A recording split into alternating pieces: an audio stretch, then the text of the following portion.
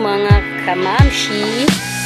For today is video is for the tutorial for the pilok sa mga first time and beginners sa mga mga dalaga dra na ganahan mag tao to sa ilang kagalingon. So may siyang buhaton guys na.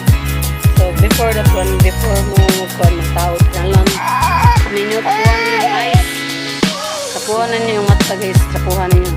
Okay, para ini ka pilit kaya ko guys, dili siya matangtang dayon. Yan yung sapuhan. Yung mata dili ang yung kuan. Ay naglugang ko okay. Kaningot ko so. For today guys, muna ang gamit guys no. Matagal na siya 1 week guys. So 1 week only. So mo sa ni siya guys no. Kani siya nga what you call it, eyelash extension. So ang gikuan is mauna ni siya.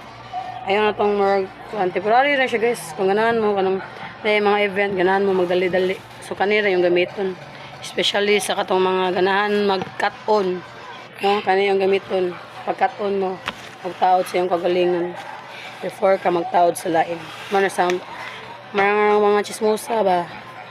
Pag-cut on o tagad sa imong kagalingon, dili kay magtagad ka ng uban, mas mahimantay sa uban. Pero sa imong kagalingon, wa ka bantay. Anara na siya guys. So mo nang gamit na guys no, bond 5 ml na siya kuan guys, so guys.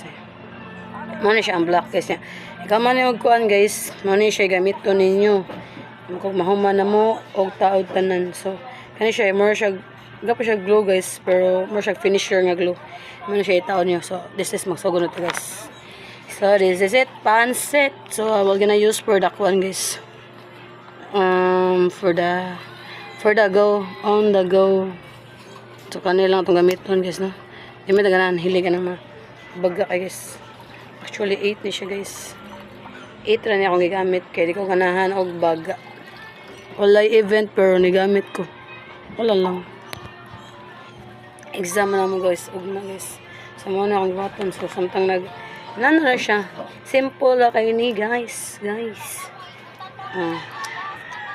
Tangan naman siya glue dra guys. Kanang nga glue guys is kuha siya guys kanang safety ra kini kay. Di siya para ng uban nga kuhaan ka siya gamiton guys. So mao na siya guys na itong gamiton guys. Itong gamiton is mao na siya itong